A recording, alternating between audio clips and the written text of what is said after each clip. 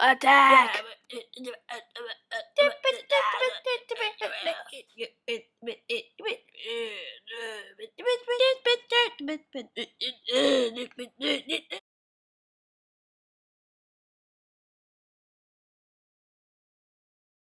MSG, this is something they had in, supposedly in, Asian restaurants. MSG?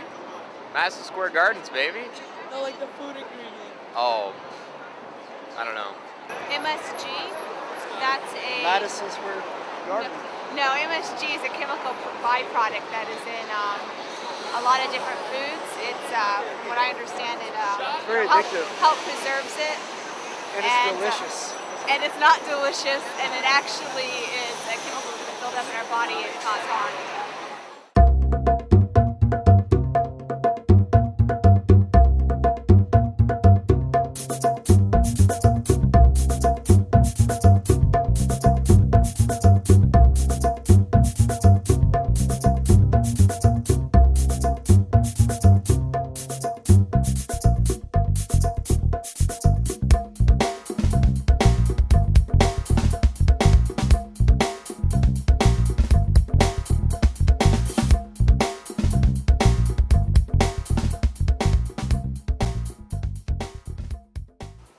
I eat probably for pleasure, more than likely. I'll try to eat healthy one day, but really, I'm hungry because I'm hungry. I'll eat food. I don't care how much I have to pay, what it looks like, I'll eat it because I'm hungry. Both. Both. Yeah, like, if I was out on the street, like, for the past 2 days, I bought cookies. Those are for pleasure. Like, I feel I deserve cookies every once in a while. But I also eat healthy, like I choose water over like sugary drinks and all that stuff. Most of the time I eat for pleasure because I have a fast metabolism, so it just goes right through me whatever I eat. But when I'm at home, I eat healthy. But it's fun to eat healthy sometimes. I don't eat in school. I'll answer that one first. I don't eat in school because if you see the food, it looks like it's primarily still alive, and it attacks students, literally. I'm not really too pleased with the food they have in this school. I mean, I'll eat one day, but really, their food, sometimes it's raw one day, sometimes it's not. You know, you don't really want to eat food like that. I don't feel it's healthy because it's usually when you freeze something, then warm it again, and then freeze it for later. I don't find that to be healthy. Frozen foods aren't healthy at all. They have a lot of salt in it, and it's bad for your diet. I eat usually salads, or I try to eat salads, or I usually go to Subway because they do have like the healthy food stuff. The reason I don't eat school food is because it usually makes me sick. Not all the time, but just the food here, it's really, really unhealthy since it's all frozen. Things I eat outside, though I eat a lot of junk food, it looks more appetizing than what they serve in school, regardless of what they say is nutritious. That's my reason. They're giving us food that they want to eat because I don't see how 3 mozzarella sticks is healthy. I don't see how a sloppy Joe is healthy. They're just giving us food that's probably primarily easy to buy and cheap for them to get to the students. Hey, welcome to the Eagle Street Rooftop Farm. My name's Annie Novak. I'm the head farmer and co-founder. The farm is a 6,000 square foot organic vegetable farm on a roof. We're hosted by Broadway Stages, that's the building below, and the installation is done by Good Green, a New York-based green roofing company. It's 200,000 pounds of growing medium brought in from a company in Pennsylvania and put right here in North Brooklyn, New York. So we can grow 25 to 30 different types of fruits and vegetables for the neighbors around us, our community-supported agriculture group, our market, and area restaurants.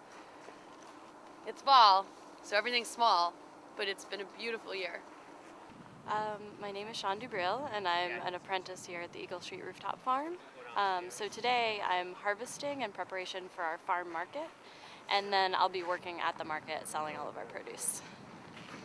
The rooftop farm supplies really fresh local produce to the Greenpoint community and anybody who comes up to the farm. The main focus, I think, for any farm is to provide fresh, healthy food for the people they serve. And above and beyond that, the Eagle Street Farm is trying to give people an idea of where their food comes from. And the benefit of urban farming is not just giving people somewhere to get food from, but also giving them an idea of where their food comes from, because they can physically come and visit the farm, which is something that a lot of city people haven't gotten to do. And for me, that's one of the most valuable things we offer. Our produce tastes really great, but it's really exciting to see where it comes from before you get to eat it. And one thing that was really interesting for me is I didn't really care about what I ate till college. And when I got to college and I started cooking for myself and I started making meals instead of eating as many snacks, I started to eat healthier. And the first thing I noticed is that when you eat healthier, it's not really complicated. It's just making sure that the food, when you get it, comes from a good place. And particularly fresh food, it just tastes much better. And it's easier to cook with because the food itself tastes so good, you don't have to do very much. One of the strengths of the Eagle Street Farm is we do have a really strong community of youth that come up and visit us. Everyone from second graders all the way up through high schoolers. And one thing that's been really interesting and exciting for me is that the youth that comes up to the farm, a lot of them are really interested in cooking. And we've gotten some really great ideas. One of our hot sauce recipes came from a teenager that was interning at the farm. And my hope is that as we provide this really beautiful farm landscape, it has a great view, we have great food, really nice people come up here, that not only are the teenagers that come up getting a chance to see all of those things, but feel like they can do it too. I mean, one of the really simple things we do up here is let everyone plant a seed.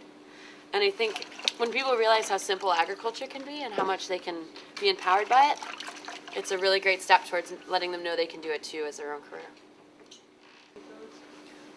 Everyone in our country has a right to eat healthy, and I think sometimes people tend to assume that it's a socioeconomic problem that not everyone eats well, but the fact of the matter is that food that's bad for you is often cheap because it's coming from agriculture that's highly subsidized. So it's cheap, like it doesn't cost a lot of money, but it's extremely expensive in the health costs and in the cost towards our soil and our land. Right now, about 2% of agricultural land in America is dedicated to vegetables, fruits, and nuts, and about 97% is dedicated to grain. And that grain is fed to meat, to cows to become hamburgers, and it's made into ethanol and biofuels. And it's also used to subsidize and cheapen food. I mean, if you think about how much cornstarch there is in processed food, that's a lot of our agricultural land is being used for that. After visiting Annie, we all learned a lot about the way teenagers eat and different health opportunities that we have in New York. Once we got back, we went and looked up some basic facts that we want you to know.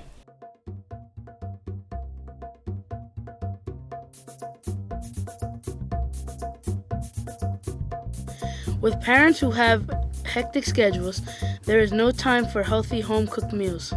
And some families cannot afford healthy foods and can only eat junk foods.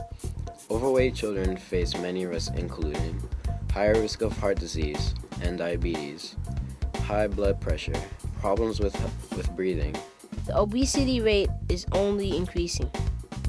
How much worse could it get? According to Dr. Philip James, chairman of the International Obese Task Force, would have truly a global epidemic which appears to be affecting most countries in the world. It's going to be the first generation that's going to have a lower life expectancy than their parents. It's like the plague's in town and no one is interested.